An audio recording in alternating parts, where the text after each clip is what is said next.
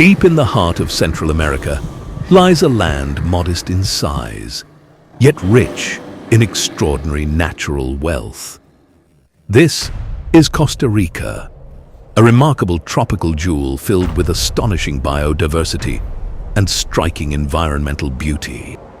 It is bordered on its western and eastern sides by two vast oceans, the Pacific Ocean to the west and the Caribbean Sea to the east. Between these two coasts, breathtaking natural beauty unfolds, where lush green mountains rise beside dense, vibrant rainforests. Crystal-clear rivers wind through rolling hills and deep valleys, feeding hidden waterfalls deep within the humid jungles. Costa Rica's climate is consistently tropical and warm year-round, with abundant sunshine and heavy seasonal rainforest rains. Here, seasons of heavy, abundant rainfall alternate with dry and sun-drenched periods, which continuously adorns the natural landscape with a fresh, renewed splendor throughout the entire year. On this relatively small piece of land, whose total area barely exceeds 50,000 square kilometers, an astonishingly diverse range of terrains is concentrated within such close proximity to one another. Towering volcanic mountain ranges pierce the country from north to south, interspersed with lofty peaks that embrace the clouds, forming the geographical backbone of this natural landscape.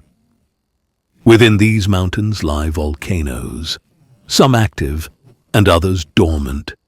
Some release thick smoke and intense heat from deep vents, while others lie still, quietly awaiting their next awakening.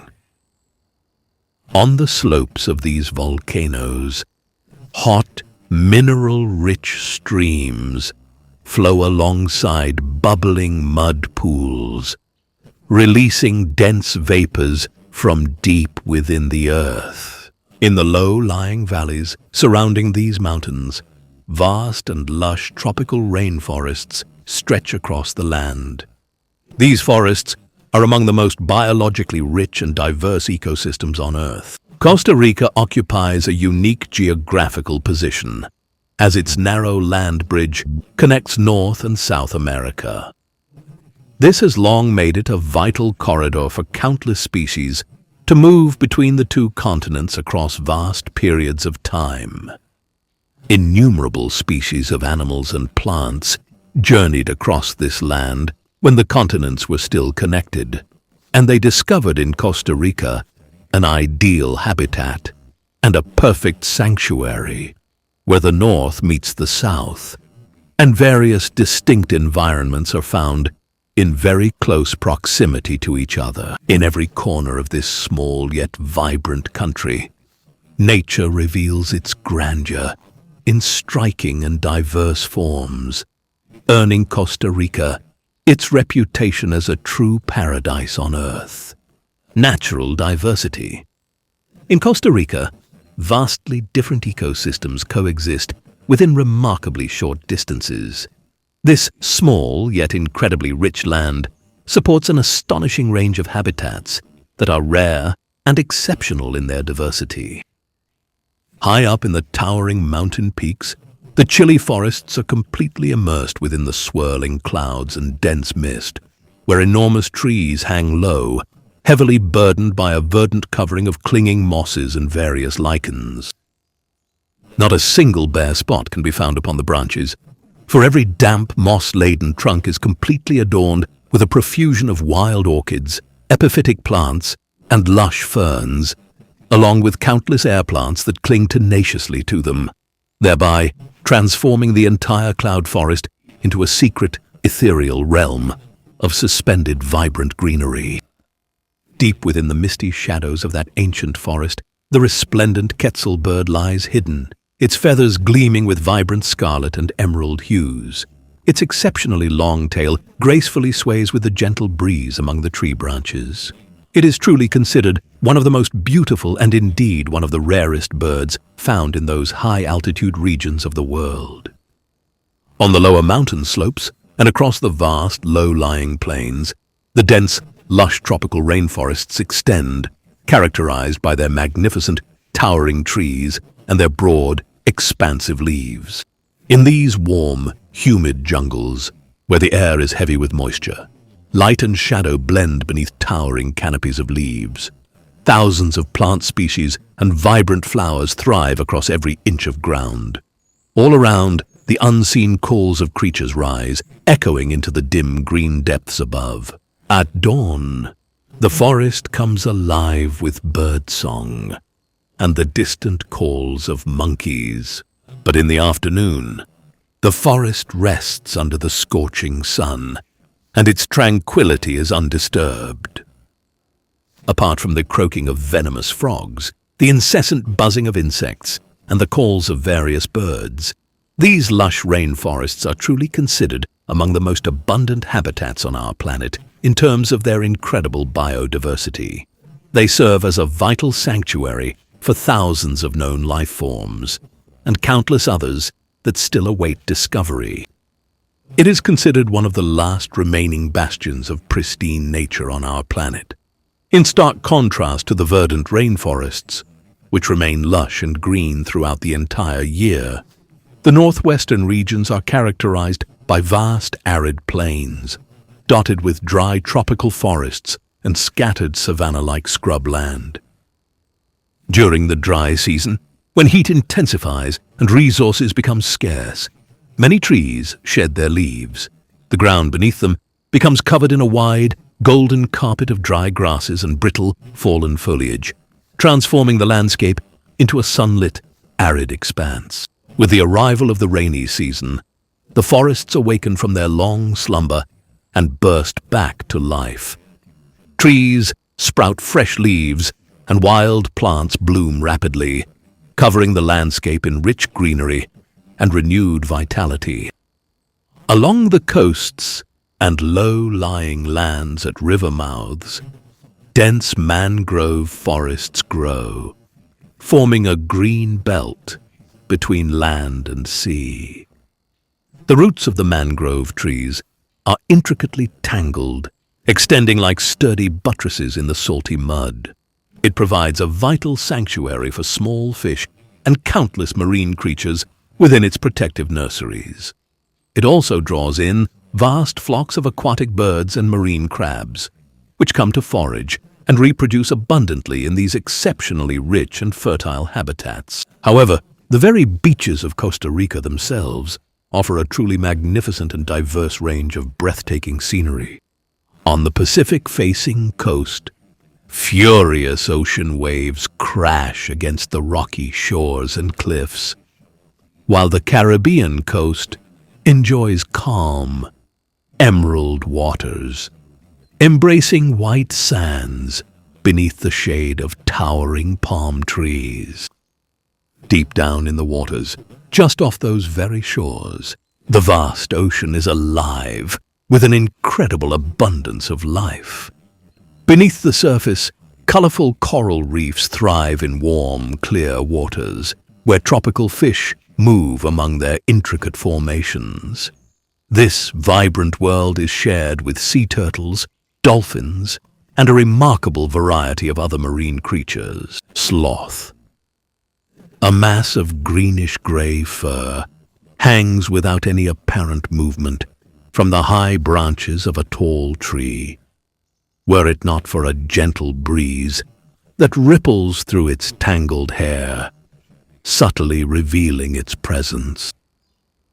It is the sloth, a truly remarkable animal, possessing the most peculiar and unique behaviors among all the creatures inhabiting these lush rainforests. The sloth spends the vast majority of its life suspended upside down from the sturdy branches of trees. Its remarkably long and distinctly curved fingers, which are shaped much like strong hooks, are intricately intertwined and firmly clasped around the woody boughs. Its coarse, shaggy fur covers its back like a heavy protective coat. Within it, tiny algae grow, giving it a subtle greenish tint. This natural camouflage allows it to blend seamlessly with leaves, shifting light, and the surrounding greenery. With gentle, sleepy eyes, the sloth slowly surveys its surroundings at an unhurried pace. Nothing seems to push it to rush. Every movement it makes is calm, deliberate, and slow. It spends long minutes just to turn his head 90 degrees to examine its surroundings. It sleeps about 15 hours a day, clinging to the branch with its strong claws, even while deeply asleep. As the first golden rays of morning touch its shaggy fur, the sloth slowly lifts its head from the dense green branches, quietly observing the arrival of a new day. It moves its limbs with extreme slowness, as if performing perpetual stretching exercises. He then embarks on a brief journey through the branches to partake of his preferred meal, consisting of fresh, tender leaves. His entire diet is tree leaves. It selects its tender shoots with its smiling mouth, chewing them with a quiet calm, while its senses remain vigilant, observing everything around him. As it slowly blinks its eyelids, a subtle movement near the tree trunk catches his attention. It's a nocturnal owl, returning to its hidden roost. The sloth, therefore, simply continues to chew on its leaf, completely unconcerned by its surroundings, as the owl poses absolutely no real danger or threat to its well-being. Only once a week does the sloth descend to the forest floor, solely to relieve itself. This is the most dangerous moment of its life, as it becomes fully exposed and unable to escape predators. It then moves slowly and laboriously, dragging its heavy body across the ground. It moves through fallen branches and loose soil to the forest floor, where it uses its sharp claws to dig a small, shallow pit. There, it slowly deposits its waste before covering it, as if carrying out a careful, burdensome task. After carefully covering its waste to hide any trace from predators, it begins its most difficult and dangerous journey. With slow, deliberate effort, it makes its way back toward the trees. Climbing upward, it gradually returns to the safety of the treetops, where it is once again hidden from danger. Its ascent takes hours, as it pauses frequently to rest after every few meters. With deliberate movements, it regains its strength before continuing upward. This climb continues until it finally reaches the treetops. When it finally reaches its resting place among the high branches, it's already midday, and the heat is at its peak. The sloth often remains safe as long as it hangs suspended in its elevated world. Should a branch happen to break beneath the sheer force of its own considerable weight and then plummet down to the earth, its inherently flexible body and remarkably soft, pliable joints work together to effectively absorb the sudden impact, allowing it to emerge completely unharmed in the vast majority of such instances. If a branch breaks beneath its weight and it falls to the ground, its flexible body and supple joints help absorb the impact. This natural adaptation allows it, in most cases, to land without serious injury. At that moment, the sloth curls into the deep shade, its eyelids half closed as it settles into another long, tranquil rest. The natural hues of its fur blend perfectly with the surrounding jungle, keeping it hidden from predators and safely out of sight. When the mating season arrives, the female emits a soft, almost imperceptible whistle to attract nearby males. Their first meeting takes place on a high branch, where they move slowly and remain close to one another. The female then stays with the male only for a brief period. After several months, the female gives birth to a single young one, which she delivers while suspended from a branch. The baby then clings firmly to its mother's belly with its tiny, delicate claws. The young one accompanies its mother throughout her arboreal life for a period of 6 months, or even longer, during which the youngster learns the slow, fundamental rhythms of life within the trees. Then the mother separates from her young one, allowing that small creature to embark upon its own independent life, suspended from a nearby tree, continuing to follow the very same tranquil and peaceful life cycle that its ancestors had pursued throughout these ancient forests. Following the very same peaceful life cycle his ancestors lived in these forests. In the far northeast of South Africa, the vast Kruger National Park extends across an immense area of approximately 20,000 square kilometers, making it one of the largest and most significant natural reserves found anywhere on the entire African continent. Kruger National Park is made up of interconnected ecosystems, where its vast landscapes gradually transition from wide, open grassy plains to scattered woodlands and dense, impenetrable vegetation. Its terrain is also traversed by perpetually flowing rivers, such as the well-known Limpopo River and the Crocodile River. These waters then form seasonal pools and wetlands, which in turn attract hundreds of different species of creatures. Kruger is defined by a clear seasonal climate. Its summer, from October to March, is hot, humid, and marked by heavy rainfall, while winter, from April to September, is cooler and much drier, significantly drier and less hot, which allows the savanna's landscape to transform, with water sources appearing or drying up depending on the season. The reserve is predominantly covered by a rich vegetation of grasses and semi-rare trees, including species like acacia, marula, and mapan. These plants provide an essential and vital food source for the herbivorous animals that inhabit the area, while also offering crucial shade and effective concealment for both predators and their prey, for both of them equally. Kruger is home to more than 500 distinct species of birds, a remarkable 170 different types of reptiles, and an impressive array of over 170 species of mammals, in addition to thousands upon thousands of various insects, beautiful butterflies, and countless termites. Its lands are home to large populations of elephants, rhinoceroses, buffaloes, giraffes, and antelopes, forming the backbone of the ecosystem that predators depend on for survival. The park is divided into distinct sub-ecological regions, each supporting its own forms of life shaped by soil composition, vegetation, and available water sources. In the south, lush grasses and wide pastures attract deer and zebra herds. In the central regions, rocky hills and widespread mopan trees define the landscape. Further north, towering trees and seasonal rivers shape the environment. This natural diversity doesn't just grant Kruger visual beauty, but also establishes an intricate, cohesive ecosystem that allows for the emergence of varied animal behaviors and highlights the dynamic interaction between predator and prey. The reserve becomes a unique and magnificent stage where nature unfolds in its most pristine, untouched form.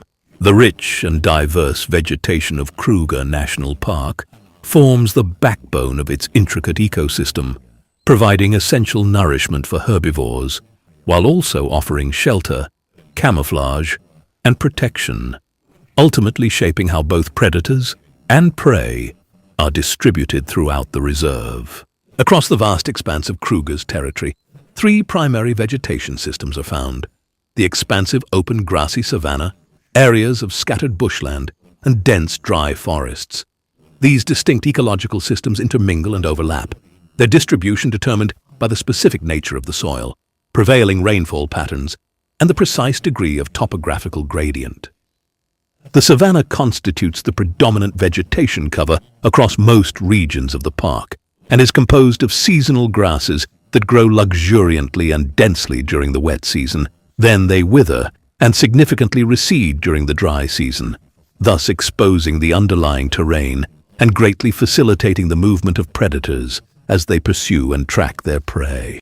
Among the most prominent grasses are Themeda, Bancroft, and the sharp rhodesia grass, which together form a crucial primary food source for a wide range of herbivores, including gazelles, zebras, wildebeest, and buffalo. As for the thickets, they are primarily composed of shrubs of medium height that spread quite densely throughout the central and southern sections of the park, and among the most well-known examples of these are the mopan tree, easily recognized by its distinctive bilobed leaves, is highly adapted to withstand extreme heat and plays an important role in the ecosystem by providing a reliable and nutritious food source for both elephants and giraffes. The acacia tree is an ecological symbol in Kruger, with its long branches, which are densely covered in thorns, and its small, delicate leaves. It consistently provides permanent shade and offers essential shelter for various birds and small mammals. Furthermore, it naturally forms distinct barriers that effectively separate the different distribution areas of the park's diverse animal populations. In the northern parts of the region, where the soil is richer and more moist, tall trees grow in abundance, including species such as the well-known marula and jackalberry trees. It is distinguished by its production of rich, abundant fruits, which serve as a powerful magnet for numerous animals, including monkeys, wild boars, and various bird species. Even majestic elephants undertake extensive journeys, traveling great distances specifically in their quest for these sought-after fruits. The plant life isn't limited to just trees and grasses, but it also encompasses rare medicinal plants, as well as various flowering species that attract insects, playing a truly vital role in pollination, seed dispersal, and the renewal of life within the garden. The vegetation map in Kruger changes from season to season. In summer, grasses cover the ground and trees flourish. However, in winter, the landscape is dominated by shades of brown and gray, and water levels in some of the ponds recede, exposing the intricate root systems beneath, forcing the local wildlife to change their usual paths and granting predators a significant additional advantage in their hunting. Some of the trees, just like the baobab tree, which stores water within its enormous trunks to survive periods of drought. Other trees rely on dispersing their seeds through the wind or by means of animals that consume the fruits and subsequently excrete the seeds along with their waste. The vegetation stands as a vibrant, living record of the region's natural history, with each plant reflecting a unique cycle of life and collectively helping maintain the delicate balance of this remarkable ecosystem. The black rhinoceros. In the far northeastern reaches of South Africa, deep within the sprawling expanse of the Kruger National Park, a magnificent creature silently makes its way through the thick, dense bush with its ever-watchful eyes and a powerful, solid body that hints at both immense strength and cautious vigilance. It is the black rhinoceros, a powerful symbol of unwavering strength, cautious vigilance, and persistent survival in the face of the most extreme dangers. This creature is considered one of the rarest large mammals in Kruger National Park, and despite its elusive, quiet nature, its presence remains a powerful indicator of the health and balance of the savanna ecosystem. Despite what its name suggests, the black rhinoceros is not truly black, as its skin typically ranges from a deep dark gray to an earthy, muddy brown tone. Its name is attributed to the need to distinguish it from its larger relative, the white rhinoceros, not its actual color. It is characterized by a hooked mouth and a prominent, movable upper lip, which functions as a precise, muscular pincer, aiding it in plucking branches and leaves and granting it the capacity to selectively browse tree leaves rather than graze on grasses. An adult male black rhinoceros typically weighs between 1,200 and 1,400 kilograms. While the female is a little smaller in terms of overall physical size, she is notably more reclusive and far more sensitive to any form of intrusion or close proximity.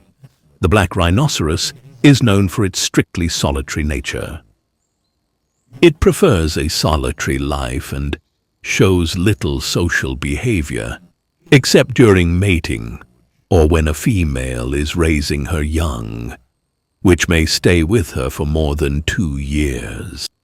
This animal moves through dense overgrown bushes and prefers rough, uneven, often muddy terrain, where it can dig with its powerful feet or sturdy horn to reach plant roots or access much-needed moisture. It feeds on tree leaves, tender branches, bark, and buds, and is known for its selective foraging, favoring specific plants such as mopane, acacia, and various combretum shrubs. It spends the hours of the day lying down within the thick shadows or in the mud pits, where it takes a bath in the mud as a behavioral ritual which helps him to moisturize his skin and to repel insects and to cool down his body temperature. It typically emerges either during the twilight hours of dusk or in the very early morning. It carefully navigates its way through the dense undergrowth, always keeping its ears in a state of constant, heightened alertness, because it relies much more heavily on its keen senses of hearing and smell rather than its vision. Despite its enormous size, it is considered one of the most nervous animals and quick to react. Any sudden sound can drive it to attack. Many instances have been recorded of swift attacks on cars or people who approached its territory without noticing its presence. It has 2 prominent horns, with the front horn often reaching lengths of 50 centimeters or more. These powerful horns are used for digging and for effective self-defense in the wild. They also play a crucial role in removing thorns and in intense, competitive conflicts between males. The confrontations between males can at times become quite fierce. These often involve aggressive headbutting and powerful blows delivered with their front legs. The triumphant male then asserts its dominance and defines its territory, while the defeated individual is forced to withdraw to a new region, which can extend for many tens of kilometers. The female's gestation period typically lasts for approximately 450 days, and she will only give birth to a single offspring. It is born weighing approximately 35 kilograms and depends completely on its mother for protection and guidance. She nurses it for several months, then it begins to practice picking tree leaves through her and imitates her movements in digging or clearing the thickets. After 2 to 3 years, the young one gradually begins to assert its independence, but it remains close to its mother until it is fully capable of protecting itself, and then embarks on its journey to establish its own sphere of influence. Within Kruger National Park, areas such as Lubombo and North Shingwedzi are among its most important habitats. These regions are defined by dense, lush vegetation and extensive muddy terrain. Such conditions are especially favored by this species. However, the most serious threat to the black rhinoceros in Kruger National Park is not natural predators or harsh conditions, but the relentless and devastating impact of illegal poaching. Its horns, made of keratin-like human fingernails, are sold on illegal markets at extremely high prices. This makes the animal a constant target for ruthless poaching gangs. This continues despite strict and extensive protection measures enforced within the reserve. Kruger's management has significantly increased aerial surveillance across the park, They have also begun installing tracking chips on some individuals to monitor their movements. In addition, drones are now actively used to track and investigate any suspicious activity. Rapid response units were also established to protect its rare populations. Despite this, safeguarding this giant creature remains a complex task, requiring a delicate balance of security, scientific research, and environmental management. The black rhinoceros does not fight for control or dominance, but rather for its very survival, for its right to roam freely within its natural habitat without being hunted down because of the horn it carries upon its nose. A sighting of him today is considered quite rare, but every single appearance he makes within Kruger National Park represents a brand new triumph for nature and for one of the savanna's most ancient inhabitants, the African spotted cat. Deep within the shadows of tall, swaying grasses and along the edges of seasonal swamps in Kruger National Park, a remarkably agile and graceful creature moves almost unseen. It has a slender body, long, delicate legs, and upright ears that resemble sensitive radar dishes. These features allow it to scan its surroundings while remaining nearly invisible in its environment. It is the serval. This medium-sized feline possesses a physique that skillfully blends the swift agility of a leopard with the precise cunning of a fox. Its weight, remarkably, never exceeds 20 kilograms, yet it is endowed with exceptional prowess in camouflage, keen auditory perception, and the art of a sudden surprise attack. The serval possesses a distinctly slender body, which is entirely covered by a beautiful yellowish golden fur.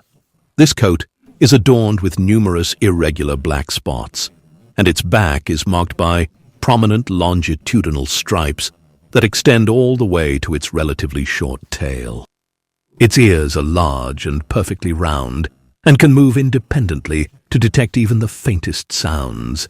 It can pick up movements hidden within tall grass or even those beneath the surface of the ground. This cat is widely distributed throughout Kruger, but it distinctly prefers areas with dense, tall grasses situated in close proximity to various water sources. These include your temporary or seasonal swamps, the lush banks of rivers, and other moist, heavily wooded areas. Its main activity occurs at night, emerging shortly after sunset to hunt and search for prey. It remains active throughout the night, moving silently across its territory. Before dawn, it disappears into a shallow burrow or beneath dense cover to rest. Servals rely on sharp hearing and focus rather than speed, striking their prey with a swift, sudden pounce. It can jump vertically for a distance exceeding 3 meters, to snatch a bird from mid-flight, or to pounce on a small rodent hidden amidst the tall grass. It feeds on rodents, frogs, small birds, lizards, and large insects. It is widely known that this creature consumes on a daily basis as many as 10 small prey animals during the course of a single night. Its hunting style is characterized by an intense, focused concentration.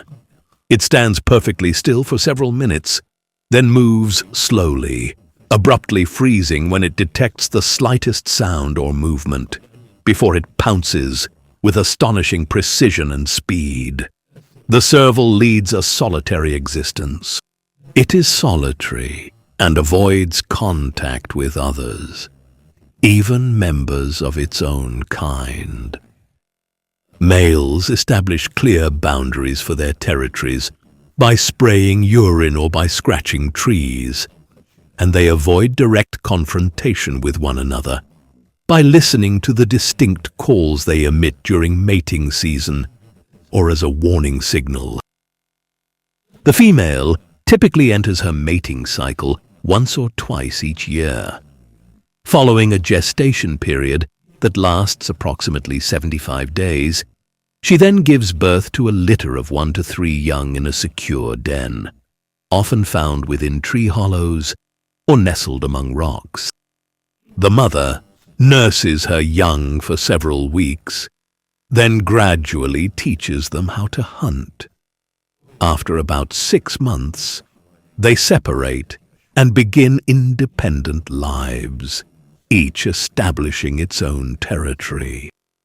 Although the serval is not considered globally endangered, its sighting in the wild is quite rare due to its extreme shyness, its nocturnal activity, and its remarkable ability for complete concealment.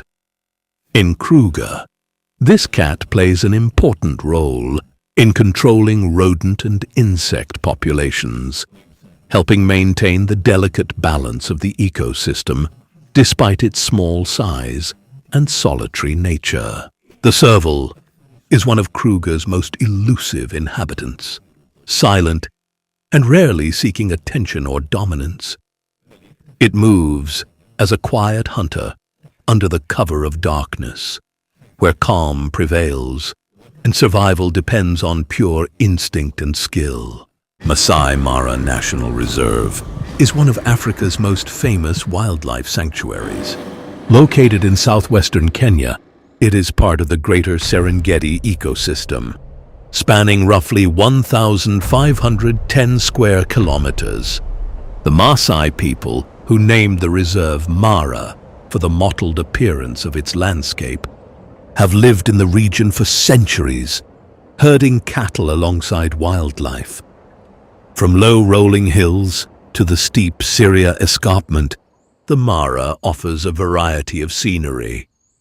Every year it draws visitors worldwide, with its sweeping savanna plains, rich ecosystems, and the extraordinary spectacle of mass animal migrations.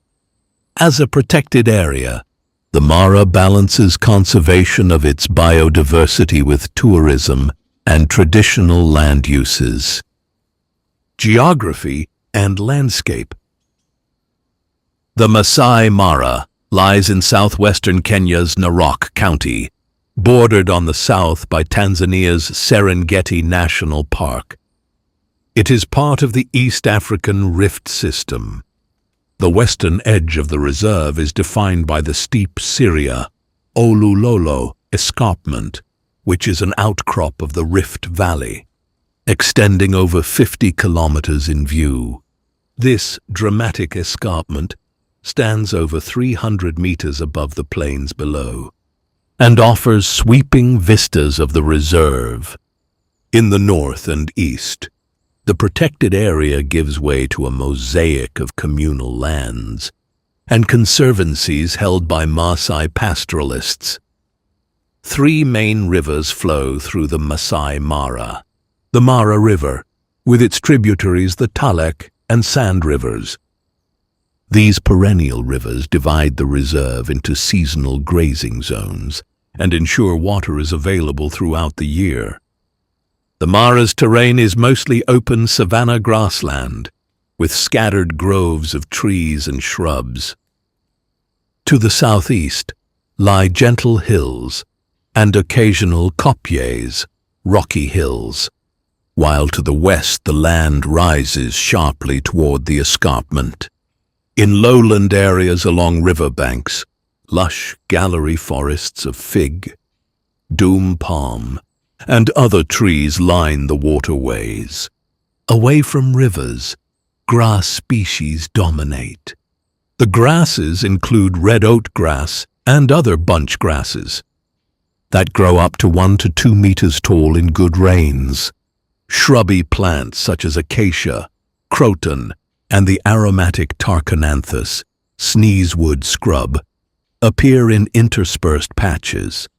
Mara's name, meaning spotted, reflects the pattern of bush and tree clumps set against open plains. True forests are rare, but small pockets of African bridleia and riverine woodland occur along watercourses. Elevation in the reserve ranges from about 1,500 meters above sea level to over 2,100 meters atop the Olulolo escarpment. This altitude moderates temperatures. Daily highs on the plains are usually in the mid-20 degrees Celsius range, with nights often dropping to 12 to 18 degrees Celsius. It has a semi-arid climate with two distinct rainy seasons each year. Rainfall is seasonal and varies across the park. There are two rainy seasons, the long rains from March to May, and the short rains around October and November. The eastern Mara is comparatively drier and averages roughly 800 millimeters of rain annually, whereas the western areas near the escarpment receive around 1,200 millimeters per year. Historical evolution and the rise of conservancies. While the Masai Mara is globally recognized today, its boundaries and management have evolved significantly over the last century. Early establishment. The Mara was first gazetted in 1961 as a much smaller wildlife sanctuary, covering only about 520 square kilometers, primarily the Mara Triangle. Over the next decade, it was expanded and formally designated as a national reserve in 1974. The Conservancy Model. Today, the core reserve is buffered by the Greater Mara ecosystem, which includes roughly 15 privately managed Maasai conservancies. These border zones add over 1,450 square kilometers of protected wilderness. Community leasing. In these conservancies, Maasai landowners lease their parcels to ecotourism partners. This model provides direct, sustainable income to local communities for education and healthcare. It also allows visitors to enjoy exclusive activities that are strictly prohibited in the main reserve, such as guided walking safaris, off-road wildlife viewing, and night game drives. The ground beneath, volcanic ash and black cotton. The staggering density of wildlife in the Masai Mara is not merely a product of its rainfall. It is directly dictated by the complex geology hidden beneath the grass. The Mara is essentially a massive, slow-moving nutritional engine, powered by the ancient, violent history of the Great Rift Valley. The volcanic mineral fallout. Millions of years ago, the tectonic tearing of the African continent produced immense volcanic activity. Winds carried colossal clouds of volcanic ash across the plains, laying down a foundation incredibly rich in essential minerals, particularly calcium and phosphorus. The nutritional anchor of the migration. This ancient ash is the invisible driving force behind the Great Migration. The high mineral content is pulled up by the shallow root systems of the savanna grasses. When hundreds of thousands of wildebeest arrive to calve, they are not just looking for green grass. They are specifically seeking out these mineral-dense pastures necessary for lactation and rapid calf bone growth. The mechanics of black cotton, vertisols. A significant portion of the Mara's flat plains is blanketed in a specific, highly reactive clay soil known scientifically as vertisols, but colloquially feared by guides as black cotton soil. This soil contains a high concentration of expansive clay minerals, such as smectite, which behave fundamentally differently depending on the season. The dry season fissures. As moisture evaporates, the smectite clay shrinks drastically. The ground pulls apart, creating deep, treacherous geometric fissures across the plains. These cracks aerate the soil, but act as hazardous traps for fast-running predators and the axles of safari vehicles. The wet season. Swell. When the rains return, the clay rapidly absorbs water and swells, effectively sealing the surface. Because the water can no longer drain downward, it sits on top, transforming the plains into a remarkably slick, adhesive mud. This specific mud limits the movement of heavy wheeled vehicles and forces large herds to stick to higher, better drained ground to avoid exhaustion. Habitats and vegetation. The Masai Mara encompasses a mosaic of habitat types within a relatively compact area. Over 95 species of mammals are found here, and more than 550 species of birds, reflecting the variety of environments. Major habitat zones include savanna grassland, the dominant landscape. Vast open plains of grass are dotted with umbrella thorn acacia and patchy shrubs. Dry season grass is short and brown, but after rains the plains burst into a lush green carpet.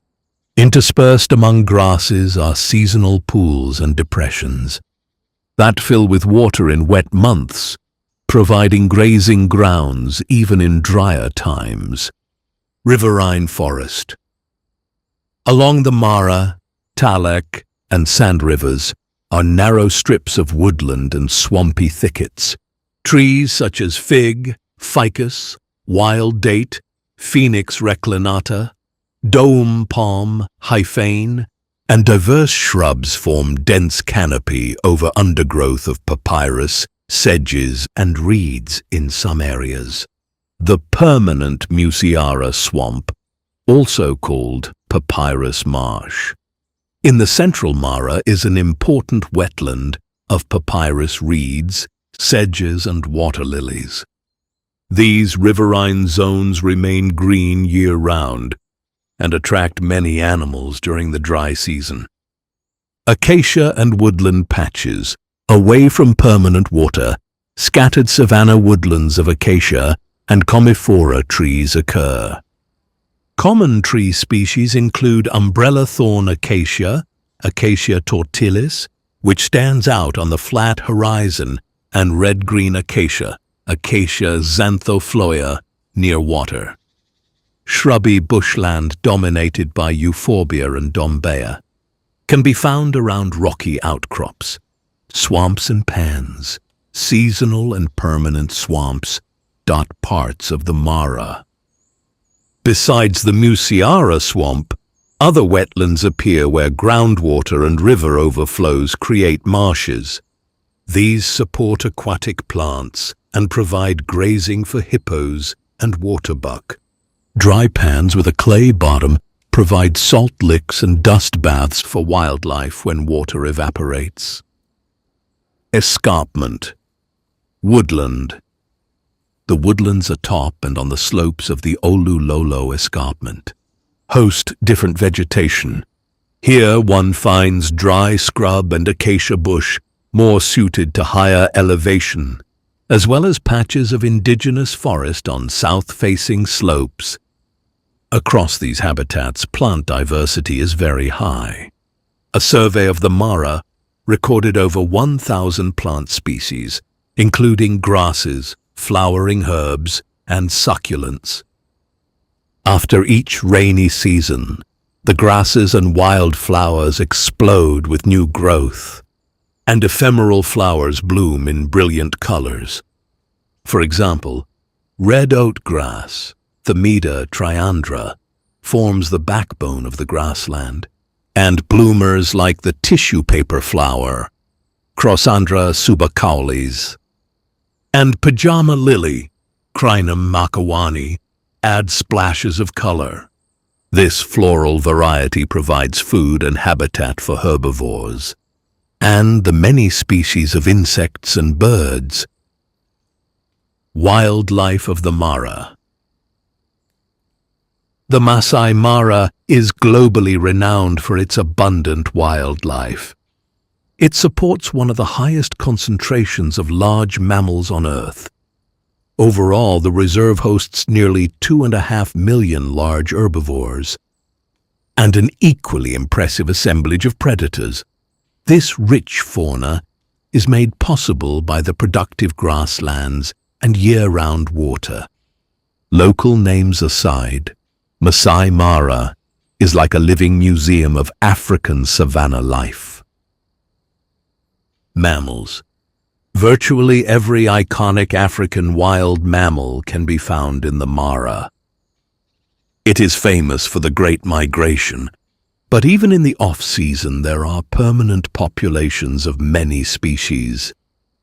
Common large herbivores include wildebeest, plain zebra, Thompson's gazelle, Grant's gazelle, impala, topi, Koch's hartebeest, waterbuck, and thousands of giraffes. Herds of African buffalo and elephant wander the plains and woodlands in significant numbers. Smaller antelopes like Kirk's, dik-dik, and bushbuck thrive in shrubland edges, and even eland antelope are present in modest herds. The Masai Mara is one of the few places where all of Africa's big five mammals occur: lion, leopard, elephant, buffalo, and black rhinoceros. Black rhinos are scarce but protected in the reserve. Predators are abundant. Lions are particularly numerous and are often seen in prides, on open hills, or in the swamp grass. Leopards use the trees and rocky outcrops as strongholds for ambushing prey. Cheetahs hunt in the open grassland, especially during daylight, chasing down gazelles with their incredible speed. Spotted hyenas form large clans and compete with lions for the reserve's plentiful prey. Other carnivores include jackals, servals, caracals, African wild dogs, now mostly extirpated within the park, and smaller felines like African wildcats. One of the Mara's unique features is its very high large herbivore density, nearly 240 large grazing animals per square kilometer, making it a predator's paradise. Birds. Over 500 species of birds have been recorded in the Mara, making it a prime bird-watching destination. Grassland specialists such as the Kori bustard, secretary bird, and ground hornbill are regularly seen on the plains. Vultures and eagles, more than 50 species of raptors have been noted, patrol the skies looking for carrion or live prey. Herons, storks, and krakes inhabit the marshes, including the shoebill. Though extremely rare, one was once recorded in the Mara. The synergies of wetland and woodland enable diverse communities. Pied kingfishers, blacksmith plovers, and jacanas frequent the water edges, while colorful birds like lilac-breasted rollers and bee-eaters brighten the skies. Many migratory birds arrive from Eurasia. For instance, white storks and sandpipers double the number of marsh birds in the wet seasons. Savanna habitat birds, such as francolins, guinea fowl, and doves, are also common. The Mara Triangle, northwestern corner, is recognized as an important bird area for species such as crowned cranes and vultures. Rarity highlights include the gray-crested helmet shrike and other regionally uncommon species that find refuge here. Other fauna. The Mara's rivers and wetlands support a number of non-mammalian animals. Hippopotamuses gather in deeper pools and the swamp margins year-round. Nile crocodiles lurk at river crossings, posing a threat during the migration. Reptiles like monitor lizards and snakes are present, but less often seen. Small mammals are also plentiful.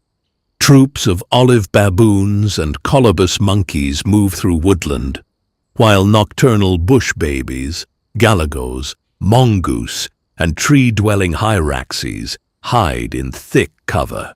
Even invertebrates contribute enormously. Termites construct mounds, and arthropod swarms provide essential food for many species. These faunal assemblages make the Mara one of the richest wildlife areas in Africa, if not the world.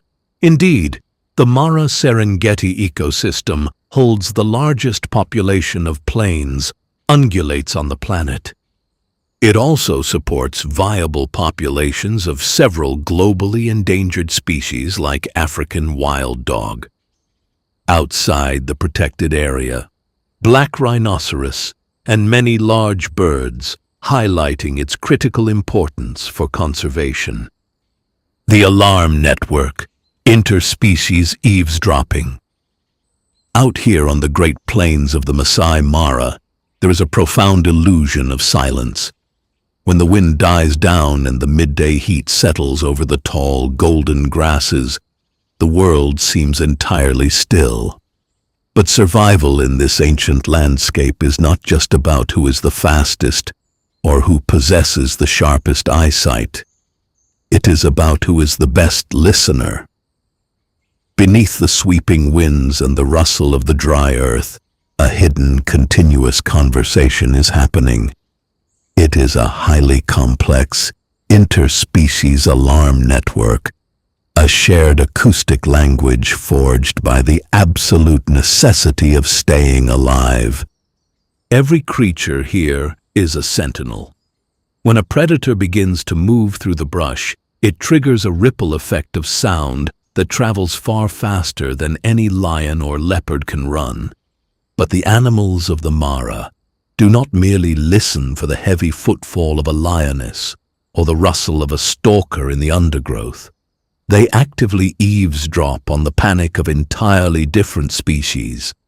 An impala, grazing quietly with its head down in the scrub, is never truly isolated. It is simultaneously tuning into the sharp, barking snorts of a baboon troop in the distant acacia trees, the sudden, frantic chattering of a francolin taking flight, or the sharp whistle of a distant reed buck.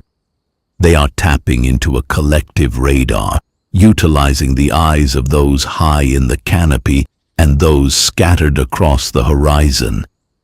This is not a simple, blind panic response. It is a highly calculated, split-second assessment of risk.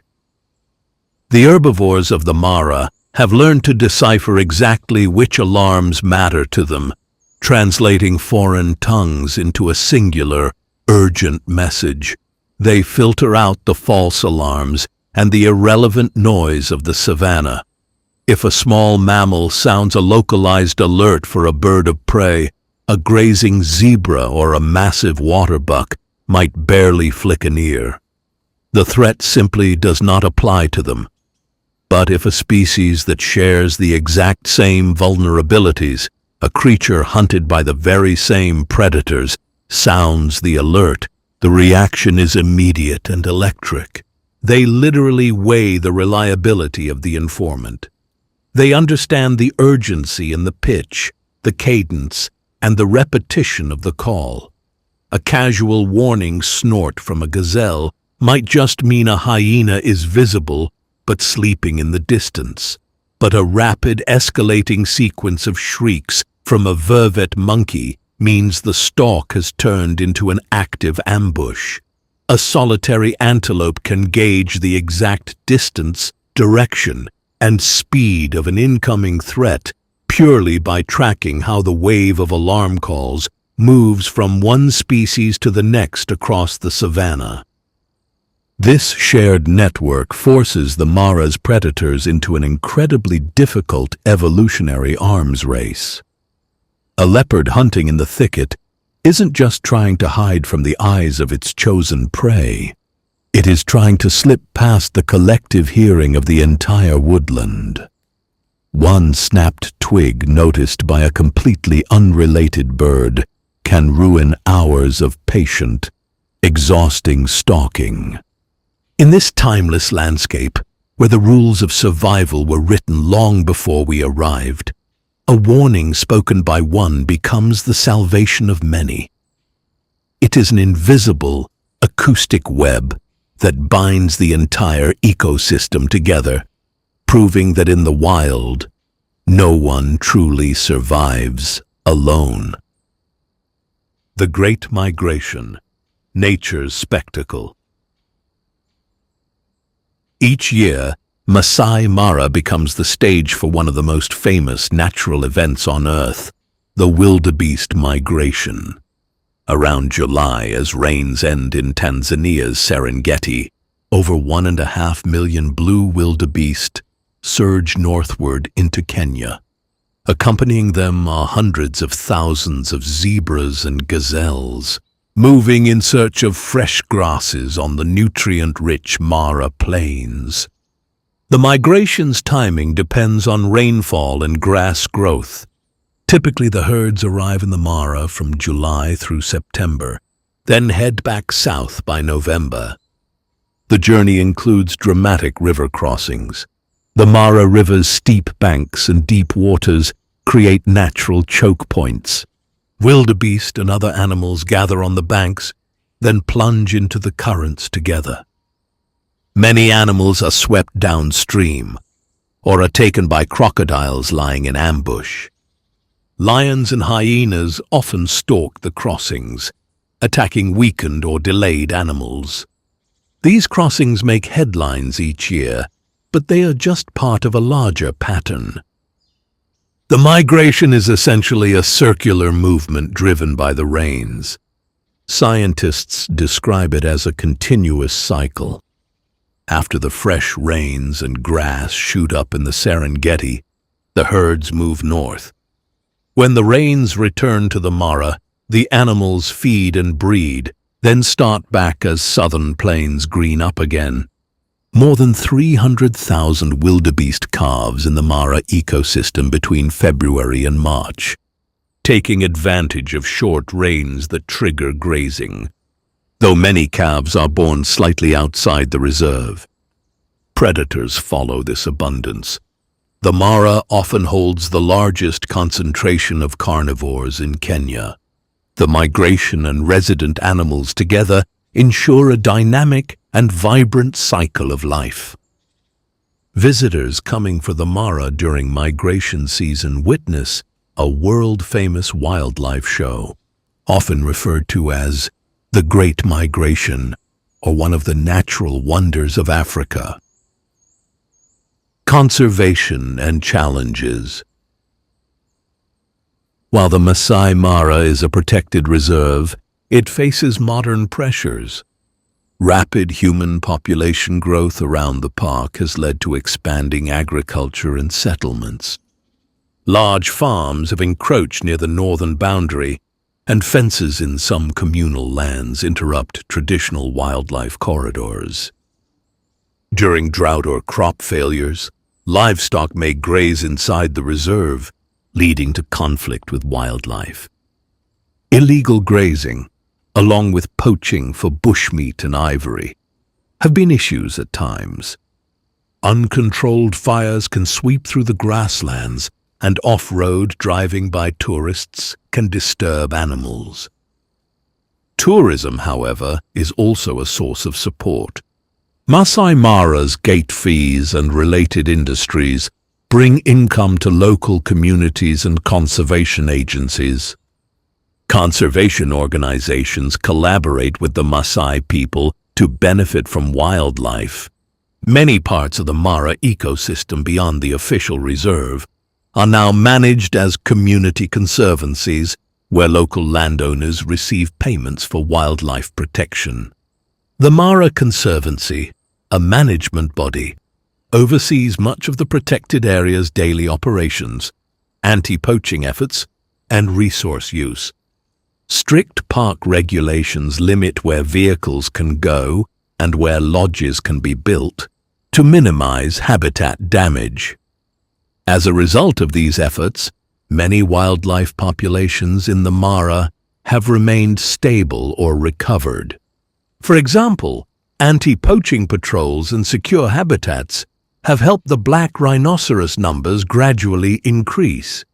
Cheetah and lion populations remain robust because of the abundant prey base.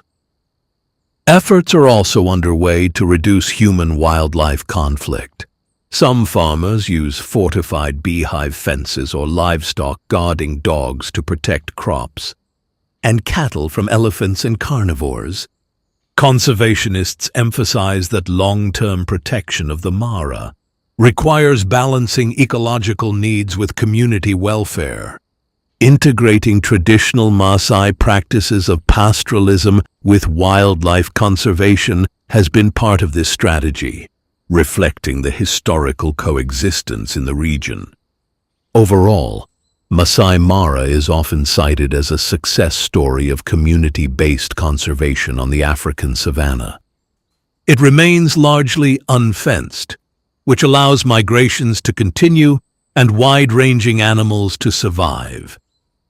Shifting rhythms, the modern threat of climate change. While the physical geography and predators of the Masai Mara have shaped its wildlife for millennia, an invisible, highly unpredictable modern threat is rapidly rewriting the fundamental rules of survival. The ecosystem is facing unprecedented stress from a shifting climate, transforming the once reliable rhythms of the savanna into a volatile battle against extremes. Broken migration clocks. The Great Migration has historically operated as a synchronized clock, deeply tied to the predictable arrival of the long and short rains. Today, the region is experiencing significant warming, with monthly minimum temperatures rising by over 3 degrees Celsius in some seasons. This heat accelerates evaporation, rapidly drying out the landscape and shrinking the critical green window of nutrient-rich grass. Unpredictable weather phenomena, amplified by severe El Niño and La Niña events, cause rains to arrive late, early, or fail entirely. This erratic rainfall disorients the massive herds, leading to splintered migrations. Consequently, the amount of time the wildebeest spend grazing in the Mara has drastically decreased. A residency that once lasted up to 4 months has occasionally plummeted to just 6 weeks. The pendulum of drought and deluge. The Mara is increasingly trapped in a violent pendulum swing between severe drought and devastating floods. Extended dry spells severely deplete the Mara River and seasonal swamps, triggering widespread dehydration and forcing animals to migrate longer distances into riskier, unprotected territories.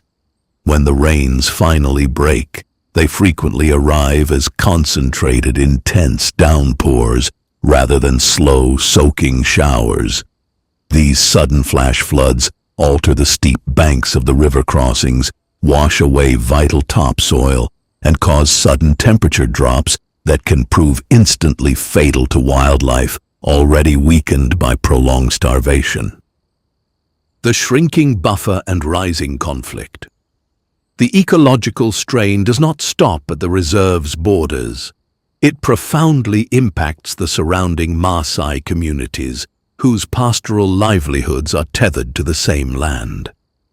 As droughts scorch communal grazing lands, pastoralists are increasingly forced to drive their cattle closer to the reserve's boundaries, and sometimes inside, to find surviving grass.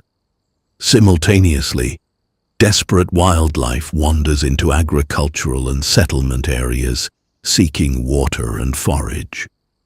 This forced overlap intensifies the competition for rapidly shrinking resources, increasing the spread of disease between domestic and wild animals, and escalating human-wildlife conflicts that threaten the fragile historic coexistence of the region.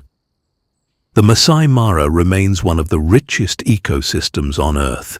Its sweeping landscapes of grasslands, acacia woodlands, and rivers cradle an astonishing diversity of life. Every corner of the reserve hosts scenes from a classic African wilderness. Lions resting under acacia trees, herds of antelope feeding in open grass, flocks of storks rising from wetland marshes. The annual Great Migration symbolizes the Mara's raw natural drama. Yet throughout the year, even without the migratory crowds, the reserve supports a full circle of life with predators, prey, and plants, all interlinked. This vast natural stage has been shaped by millennia of climate and geology, and by the people who have lived alongside it. Today it is both a haven for wildlife and a mirror for human endeavor, as Maasai herders and modern conservationists work to sustain the land's richness. By understanding and preserving places like the Masai Mara, we safeguard not only Kenya's heritage, but one of the most beautiful and balanced ecosystems on the planet. New generations of visitors and scientists continue to learn from its open skies and golden plains. In the Masai Mara, the rhythms of nature continue with remarkable clarity. From the whisper of the wind across grasslands to the thunder of hooves in the migration.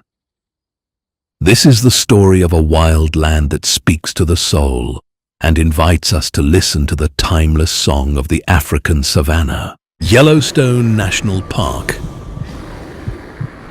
Yellowstone National Park stands as a vast wilderness sanctuary in the Rocky Mountains of the western United States, first set aside in 1872 as the world's first national park. It sprawls across more than 2 million acres, covering parts of Wyoming, Montana, and Idaho. This storied landscape was preserved to protect its incredible array of natural wonders. Steaming geysers, colorful hot springs, towering peaks, lush forests, and an abundance of wildlife. It is a place of superlatives, the largest concentration of geysers on Earth, the site of a massive volcanic caldera, and home to some of the continent's most iconic animals. Geologic origins. Yellowstone's dramatic topography reflects a fiery volcanic history. Beneath the park lies a volcanic hotspot, a plume of superheated magma rising from deep in the earth.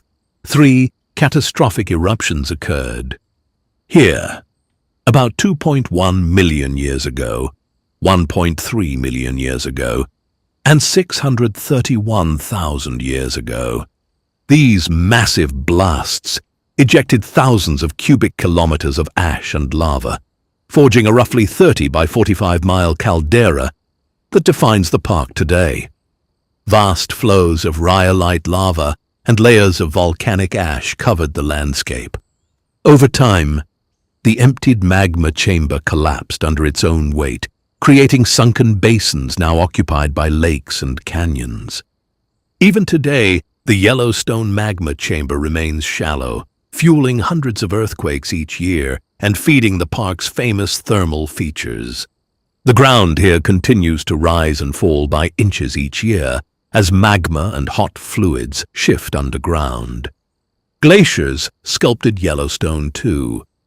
As recently as 13,000 to 16,000 years ago, ice sheets covered much of this region.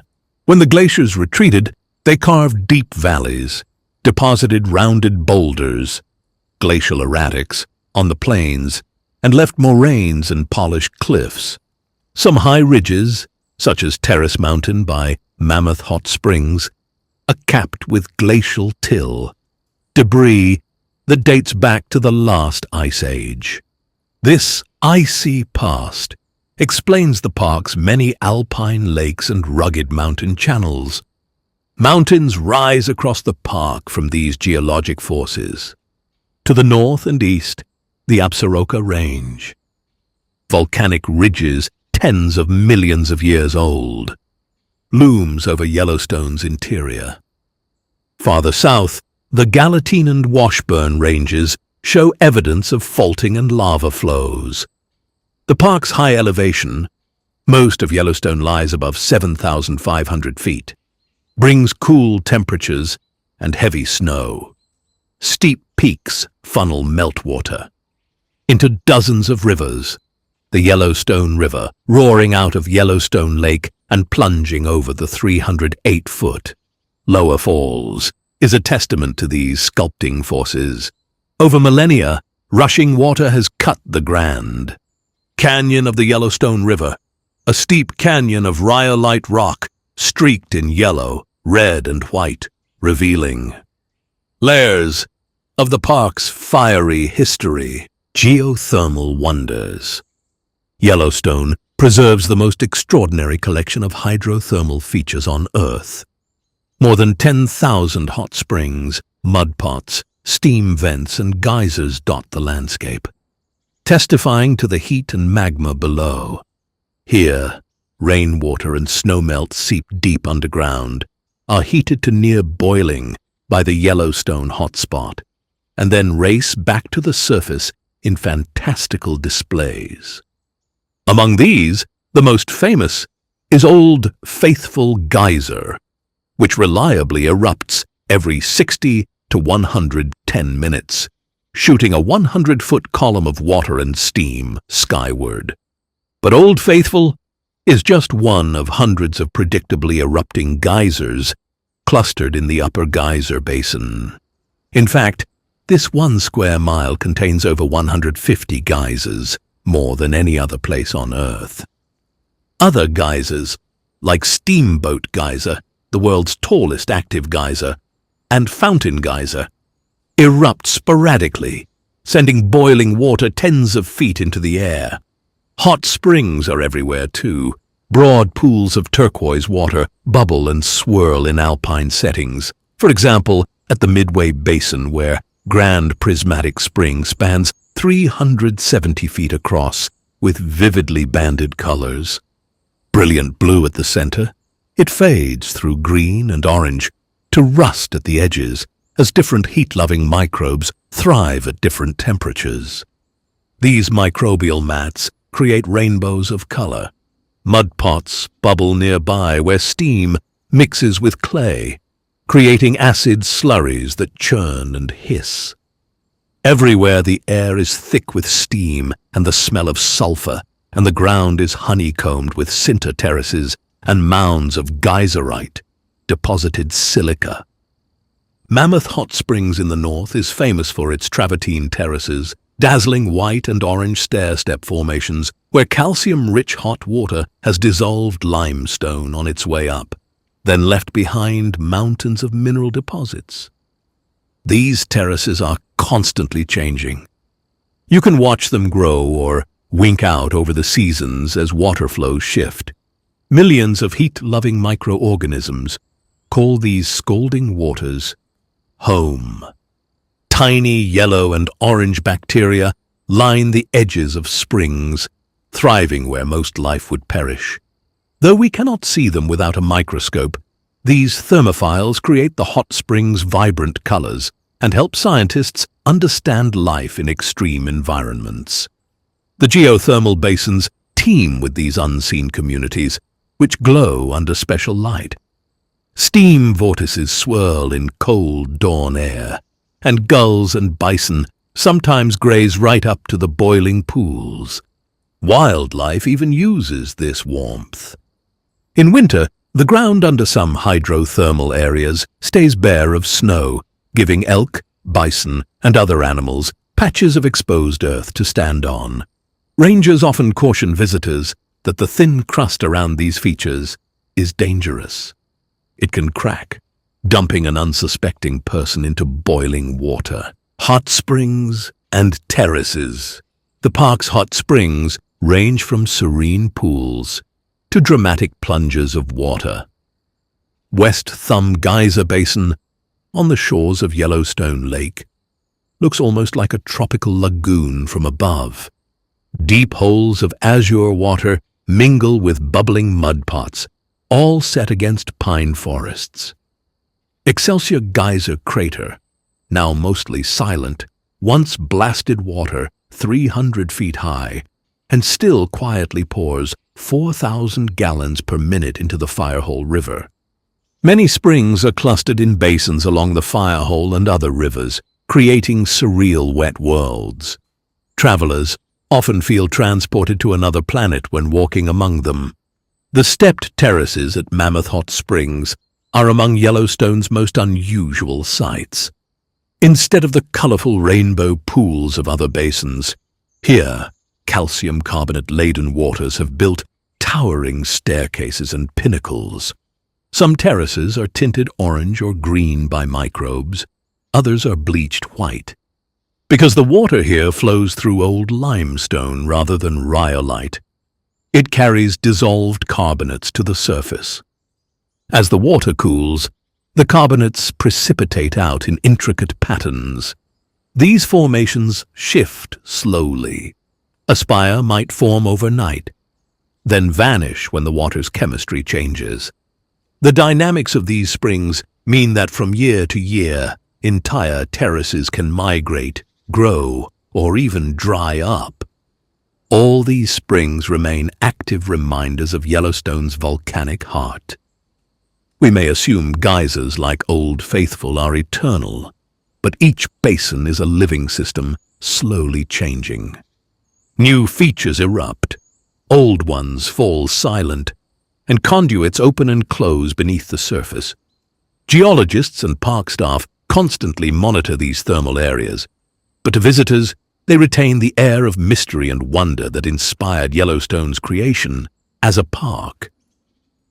Lakes and rivers. Water shapes Yellowstone as much as fire. About 5% of the park's land is covered by water, with countless lakes, streams, and wetlands crisscrossing its valleys. The largest lake is Yellowstone Lake, a high-altitude basin 7,733 feet above sea level. Averaging well below human body temperatures year-round, this 20-mile-long lake rarely surrenders itself to the sun. It often freezes solid in winter and does not fully thaw until early summer. Even in summer, the chilly water, around 41 degrees Fahrenheit on average, discourages swimming. Yellowstone Lake holds the largest population of naturally occurring cutthroat trout on Earth. A recent submersible expedition revealed that the lake has its own canyons, hot springs, and even geyser chimneys on its bottom, echoing the park's surface features. 2 small islands dot its waters. The lake's outlet is the Yellowstone River. The Yellowstone River flows north out of Yellowstone Lake. It cuts the classic Grand Canyon of the Yellowstone, a dramatic gorge up to 1,200 feet deep, with sheer rhyolite walls stained red and gold by iron oxides. The canyon's most famous view is of the 308-foot Lower Falls, higher than Niagara, thundering over a narrow cliff. Above it, the 109-foot Upper Falls crashes into a deep pool. Miles of walking trails and overlooks allow visitors to admire these cascades from different angles and feel the mist on their faces. Cascades and falls also appear on other streams, including Cressilius Falls, Lewis Falls, Kepler Cascades, and Mystic Falls, hidden in lush meadows. More than 290 named waterfalls are scattered across the park's terrain, reflecting the landscape's complex relief. Many streams and rivers converge here. The Firehole River and the Gibbon River meet near Madison Junction, forming the Madison River. The Lamar River in the northeast winds through open grasslands. The Gardner River flows near Mammoth. These waterways host cold water, cutthroat trout, and nourish vibrant riparian plants each spring. Moose wade in quiet channels, and bears search along riverbanks during spawning runs.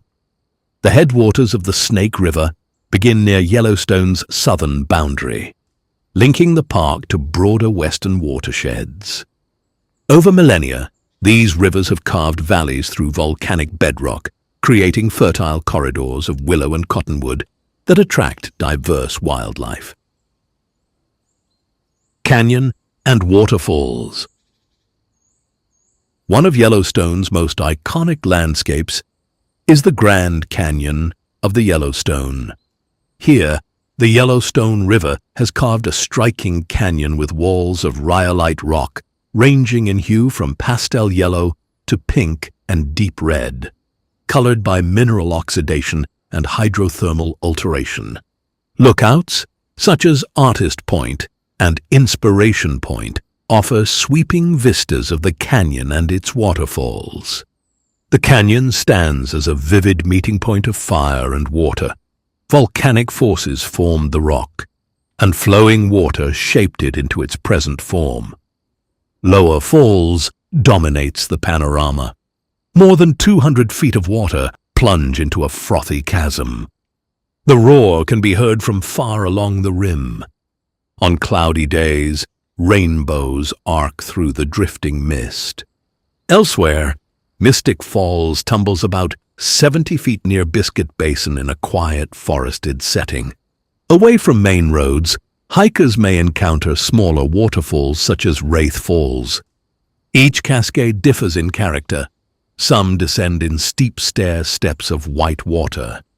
Others fall in a thin, shimmering veil over dark stone. Seasonal flow variations are dramatic.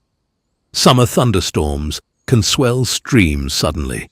Winter ice forms thick curtains along the cliffs. Spring snowmelt fills each spillway to its edge. The canyon region also reveals Yellowstone's rugged terrain.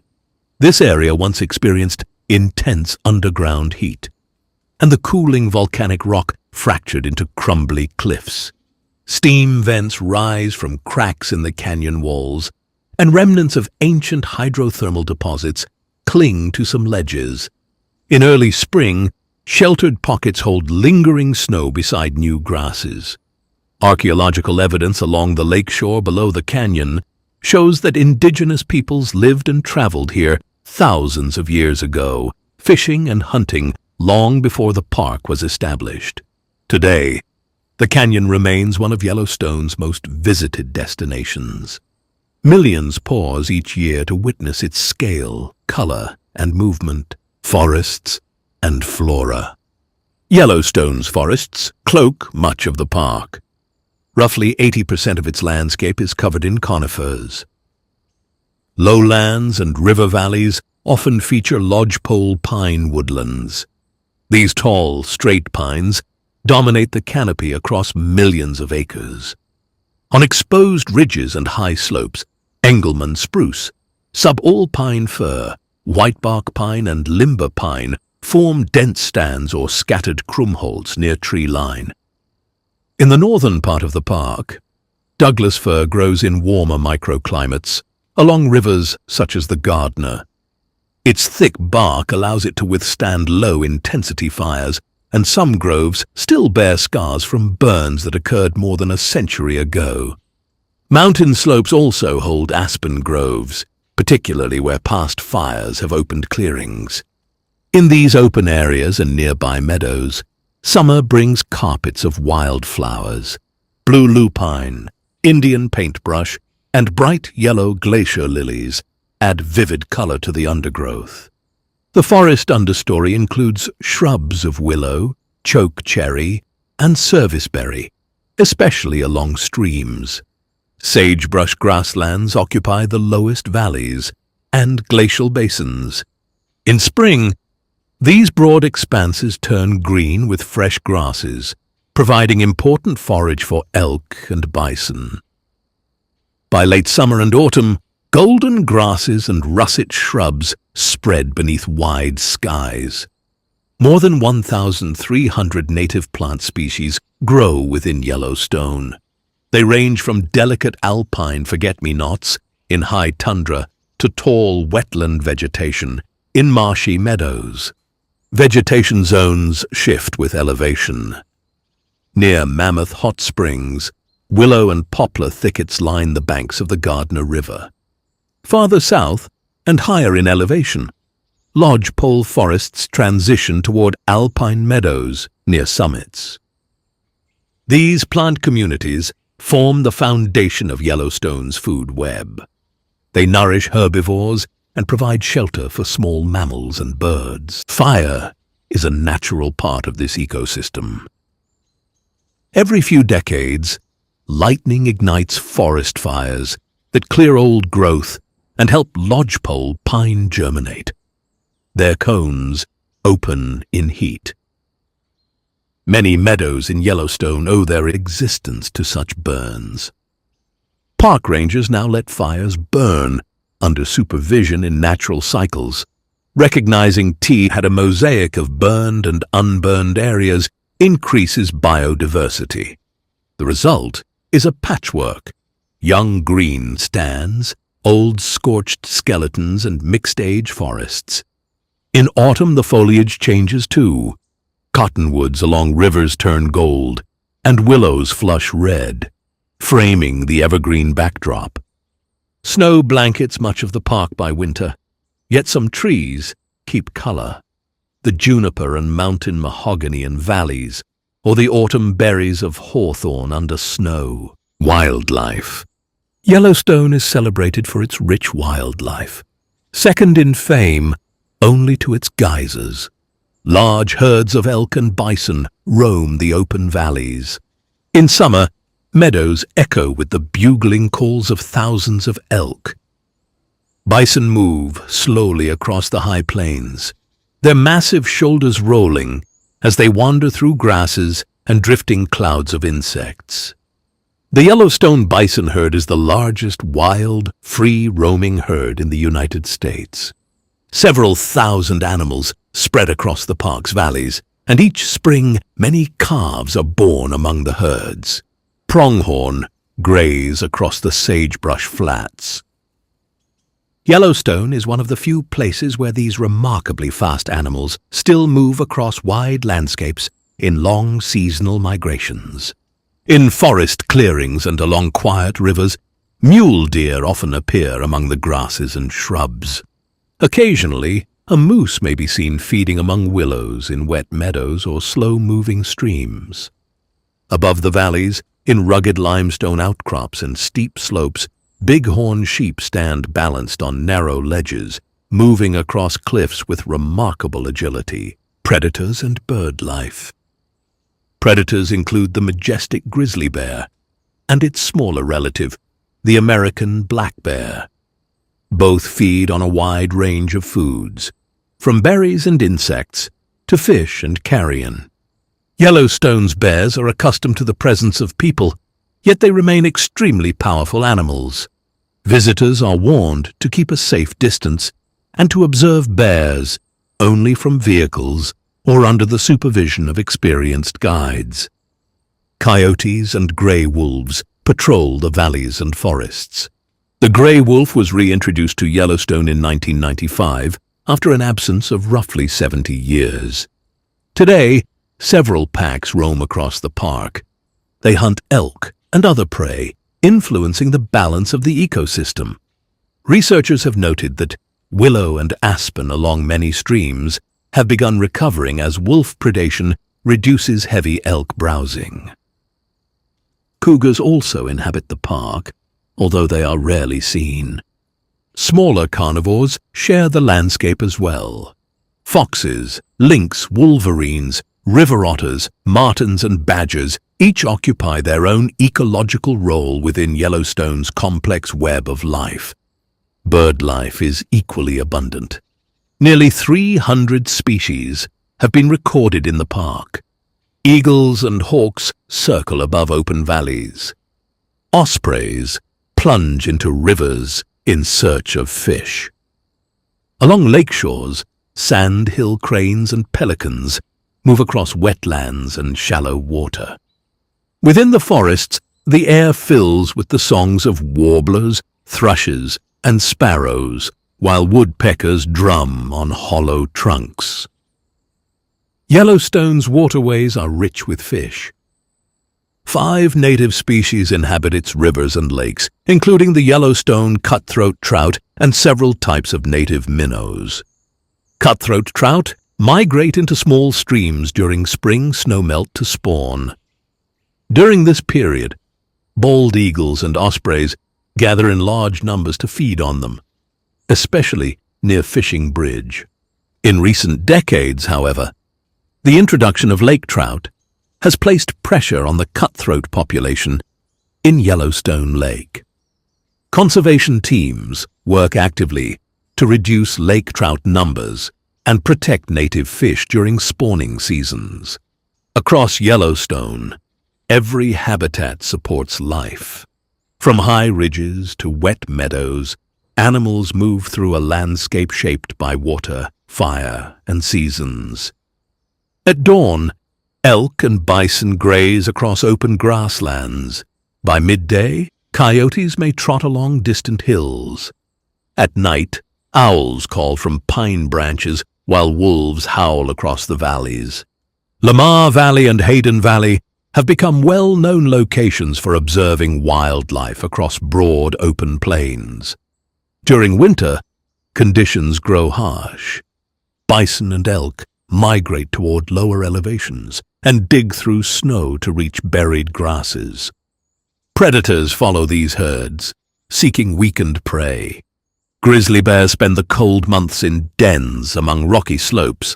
Smaller mammals, such as foxes and hares, develop pale winter coats that blend with the snow.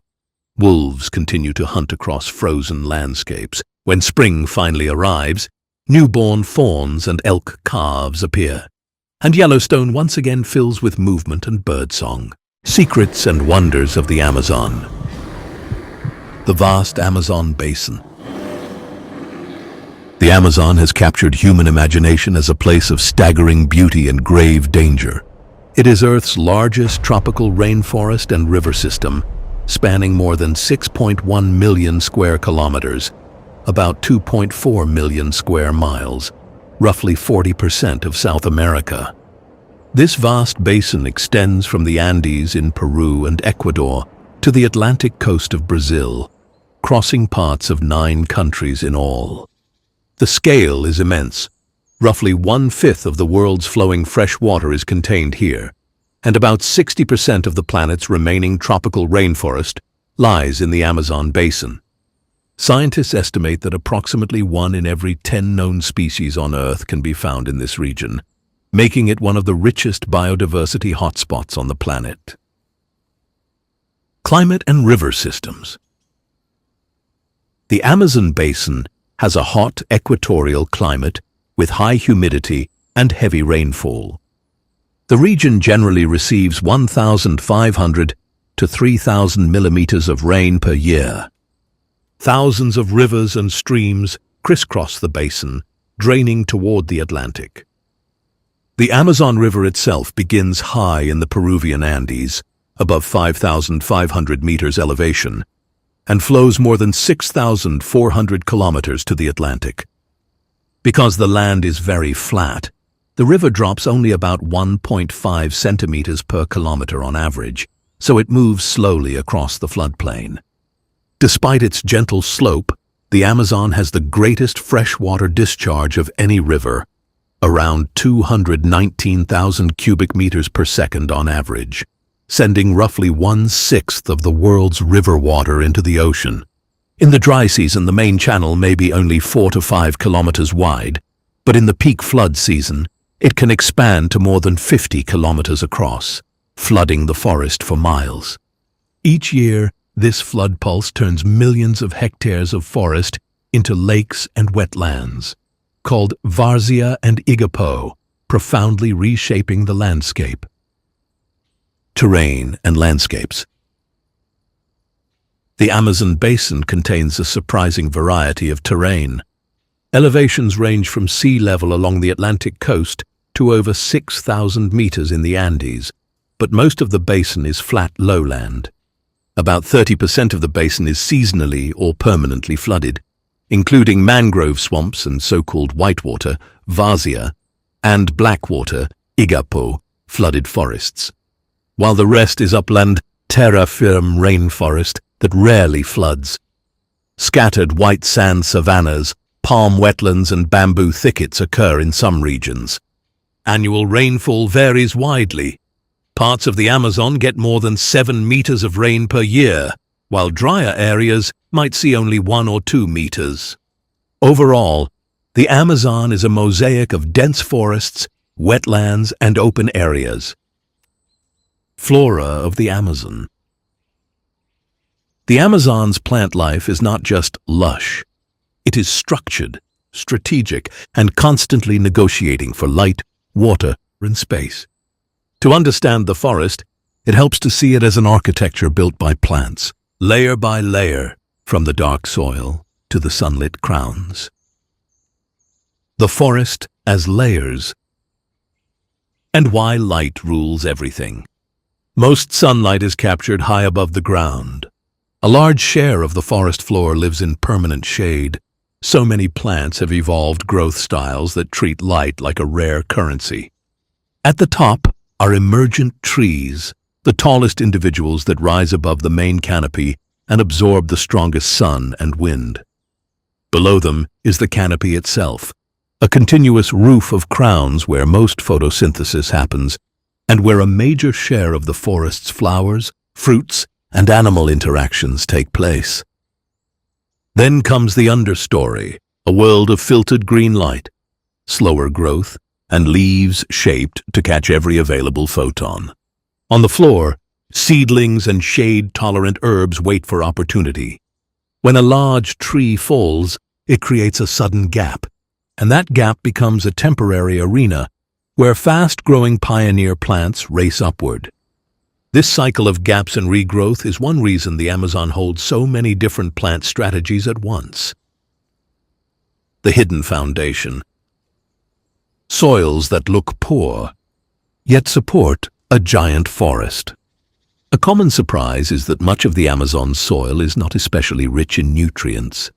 In many areas, nutrients are stored more in the living biomass and leaf litter than in the ground itself. That means plants depend heavily on rapid recycling. Leaves fall, microbes and fungi break them down. Roots capture nutrients quickly before heavy rains wash them deeper or away. This is why the forest can be incredibly productive, even where the soil is not naturally fertile. Roots often spread wide and shallow, forming dense networks near the surface where nutrients appear first. In some places, you also find black earth patches, dark, fertile soils, enriched over long periods by past human activity, that can support especially robust plant growth compared with surrounding ground. Trees that build the forest. And the engineering of buttress roots. Many Amazon trees grow to enormous sizes, but height is only part of their design. Some develop massive buttress roots, great plank-like supports that flare out from the trunk. These roots stabilize tall trees in wet ground and shallow soils, and they can also increase the surface area for nutrient and water uptake. Walk through a mature forest, and you are walking among living pillars with foundations shaped like walls. These structures are not rare exceptions. They are a defining feature of many parts of the basin. The vine world. Lianas as competitors, connectors, and opportunists. The Amazon is not only trees. Lianas, woody vines that climb into the canopy, are key players. Instead of investing energy in building thick trunks, many lianas invest in length and flexibility, using trees as scaffolding to reach sunlight. They can link crowns together, create aerial pathways for animals, and at times heavily burden trees by competing for light and water. In some forests, a dense tangle of lianas can slow tree regeneration after disturbance, changing how a patch of forest recovers after a big gap opens. Epiphytes. Plants that live on plants. Look up, and you'll notice many plants aren't rooted in the soil at all. Epiphytes, such as orchids and bromeliads, grow on branches and trunks. They are not parasites, they use trees mainly as a perch. Because they live above the ground, they have to manage water carefully. Some bromeliads form leaf rosettes that trap rainwater, creating tiny ponds that can host insects, small frogs, and microorganisms. In this way, a single canopy branch can hold multiple miniature ecosystems, stacked on top of the forest itself. Flooded forests and upland forests.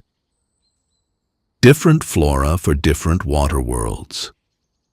Not all Amazon forests experience the same water patterns.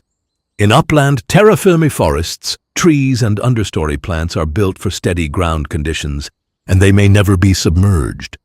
But vast areas are seasonally flooded, and those forests are shaped by months of waterlogging.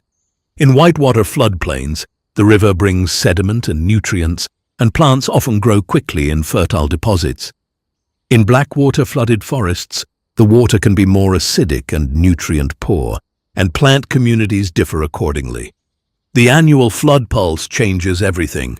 Seed dispersal routes shift. Some plants time fruiting with the flood to use fish as dispersers, and roots must tolerate long periods with less oxygen. So when you say Amazon flora, you are really describing many overlapping floras, each tied to a specific rhythm of water and soil. Flowers and fruit. And the forest's contracts with animals. Much of the Amazon's plant reproduction depends on animals. Some trees rely on specific pollinators, including bees, beetles, butterflies, bats, and hummingbirds. Many fruits are designed to be eaten, because being eaten is how the seed travels.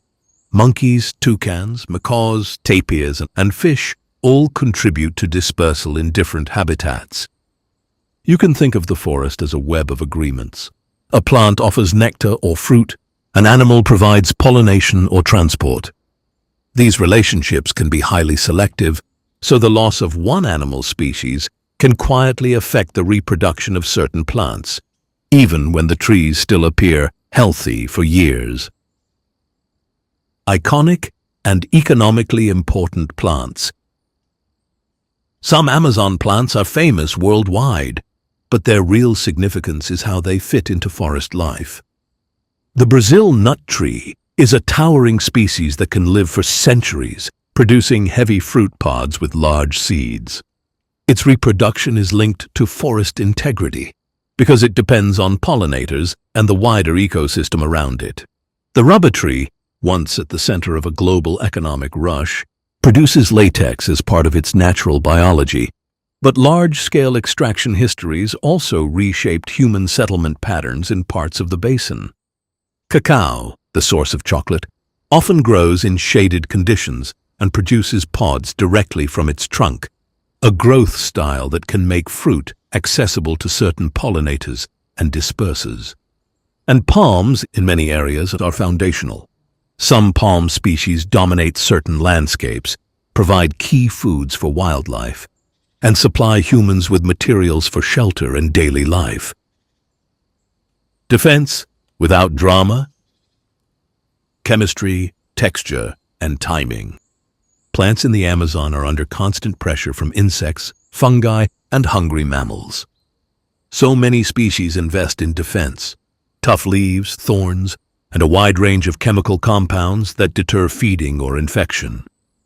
Some plants time their leaf production or flowering to reduce losses, or produce large fruit crops irregularly, so predators cannot rely on a steady supply. These defenses are not a sign of hostility, they are a form of survival in a place where consumption is constant. The understory, where patience is a strategy. The forest's lower layers hold plants that specialize in low light. Many understory shrubs and small trees grow slowly, waiting for a canopy opening. Their leaves can be broad and thin, maximizing light capture, and their life cycles may be built around rare moments of sun.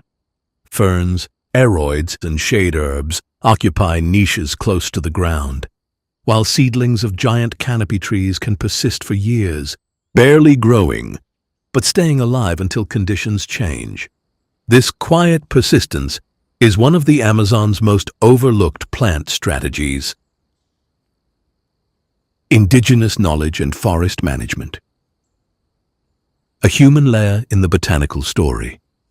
Indigenous communities have long developed deep botanical knowledge, distinguishing useful species for food, medicine, fibers, dyes, and construction. They also shape plant communities through selective harvesting and cultivation practices, encouraging certain useful species near settlements and travel corridors. This is one reason parts of the Amazon contain plant distributions that reflect human history, not only climate and soil.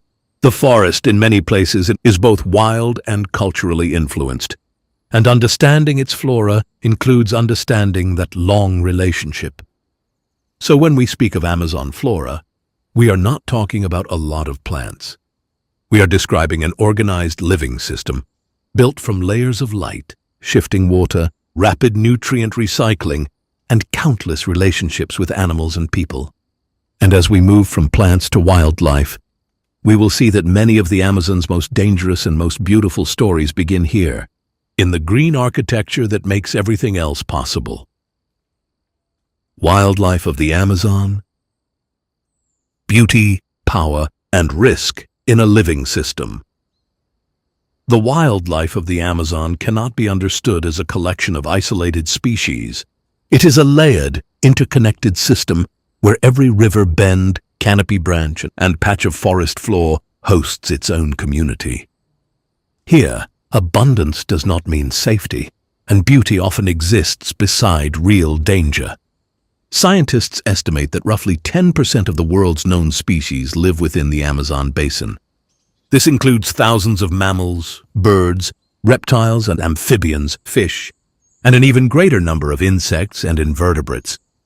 What defines the Amazon's wildlife is not just diversity, but specialization by space.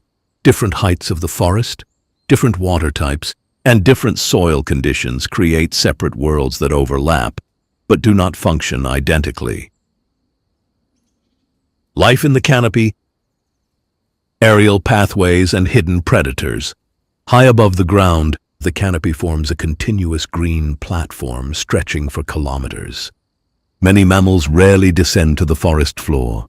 Spider monkeys, howler monkeys, capuchins, tamarins, and marmosets move through branches using prehensile tails, strong limbs, and remarkable spatial awareness. Their diets vary, with some focusing on fruit, others on leaves or insects, and some combining all three. Sloths inhabit the same vertical world, moving slowly among branches, feeding primarily on leaves, and relying on stillness as their main form of protection.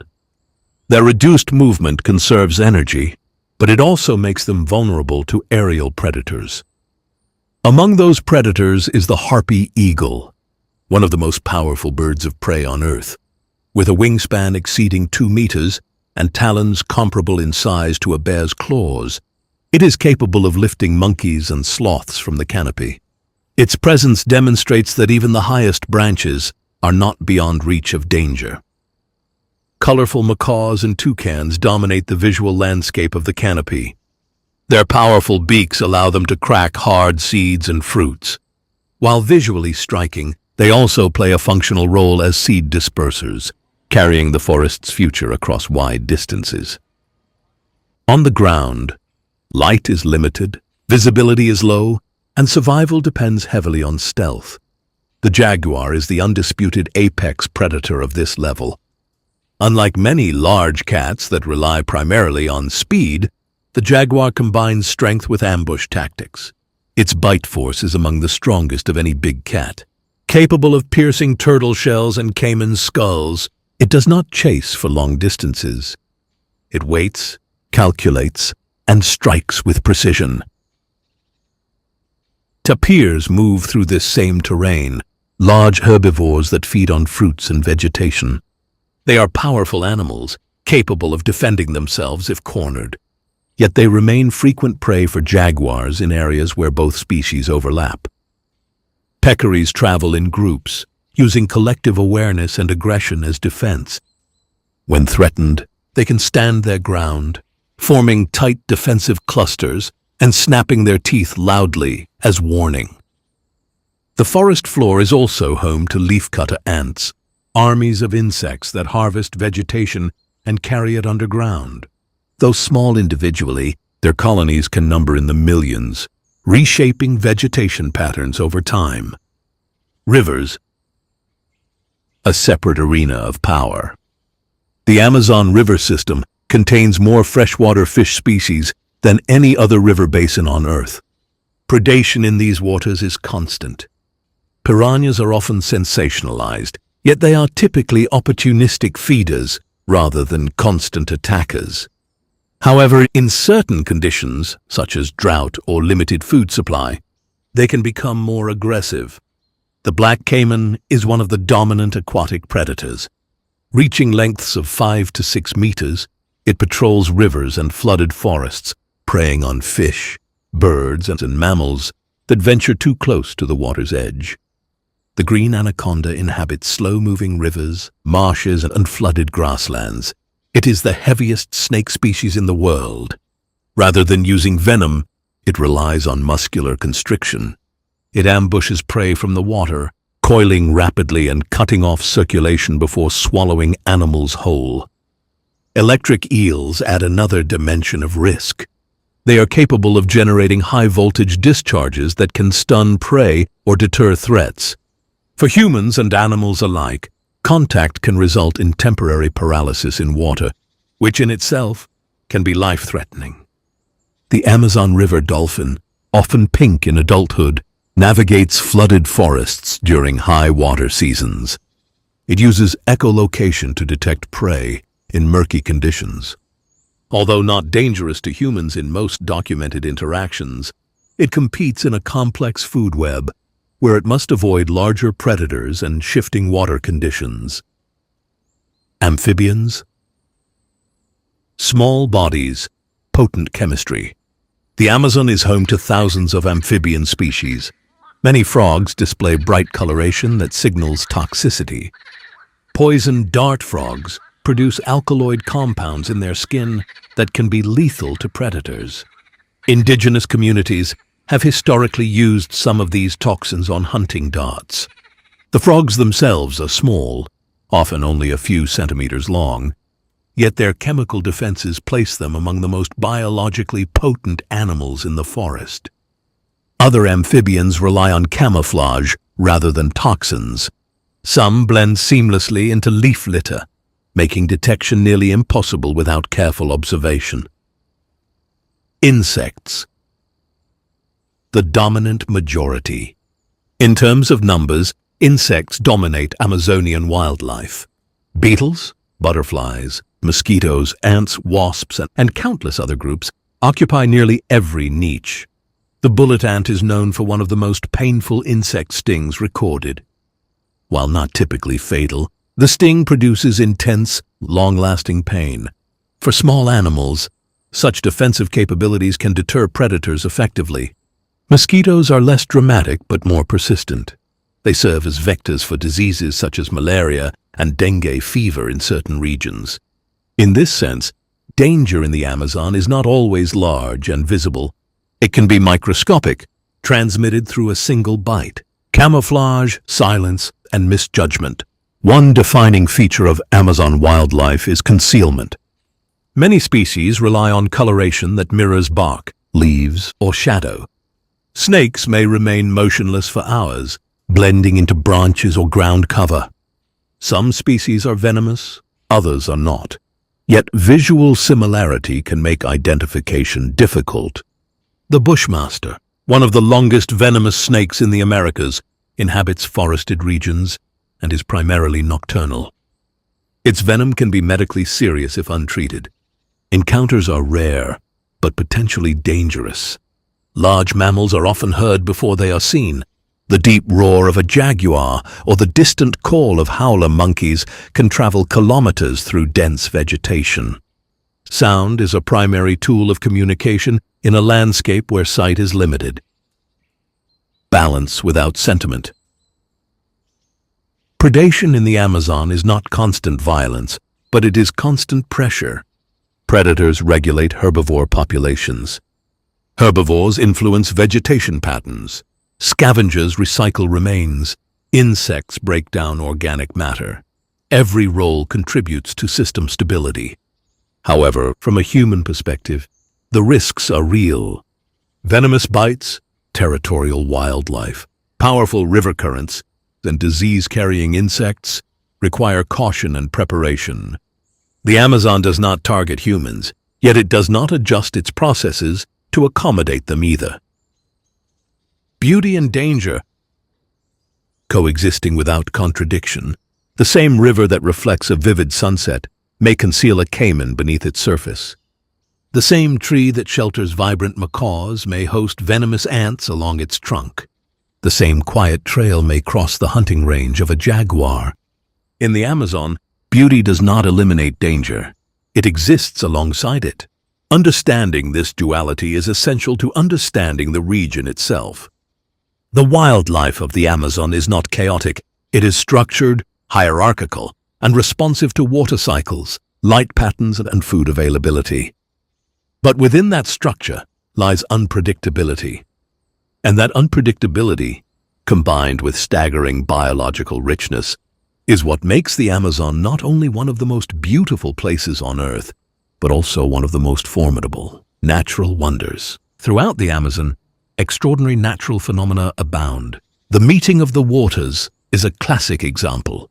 Near Manaus, the ochre-colored Solimões River converges with the dark Rio Negro, and for several kilometers, their waters flow side by side without mixing, creating a vivid line on the river's surface. This stands out even in satellite images. Another wonder is the giant Amazon water lily. Its round leaves can exceed 3 meters in diameter, large enough to float a small child. In the soil, mysterious patches of rich terra preta recall ancient peoples. These black earth soils, made by adding charcoal and organic matter, remain fertile for centuries, in contrast to the usual poor rainforest soils. Between these sites, and many more, from glowing fungi to spectacular sunsets through the canopy, the Amazon offers endless marvels. Tribes of the Amazon. The human story of the Amazon is as deep and complex as its rivers.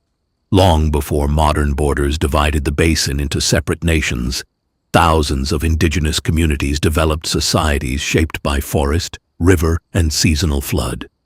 Today, the Amazon is home to hundreds of distinct indigenous groups, speaking hundreds of languages, each with its own worldview, social structure, and relationship to land. Some communities live in towns connected to national infrastructure, while others remain in remote territories with limited outside contact. A small number continue to live in voluntary isolation, choosing to avoid sustained interaction with the outside world. The forest is not merely a setting for these societies. It is their pharmacy, their marketplace, their spiritual landscape, and their historical archive. Knowledge of plants, soils, and river cycles is highly detailed and often passed down orally across generations. Certain communities distinguish dozens of soil types and understand how each responds to flooding, cultivation, or regeneration.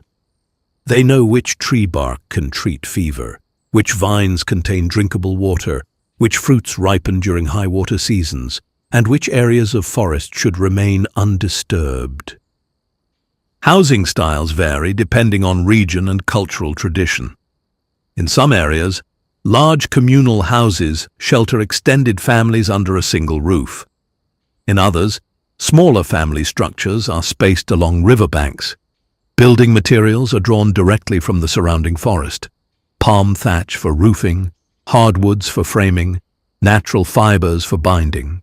Villages are often positioned near waterways, which function as transportation corridors in a landscape where roads are rare or impractical. Food systems are diverse and adapted to local conditions. Fishing plays a central role in many riverine communities, particularly during flood seasons when fish migrate into submerged forests. Hunting provides protein from mammals and birds, though methods and frequency differ between groups. Agriculture is practiced in many regions, using shifting cultivation systems.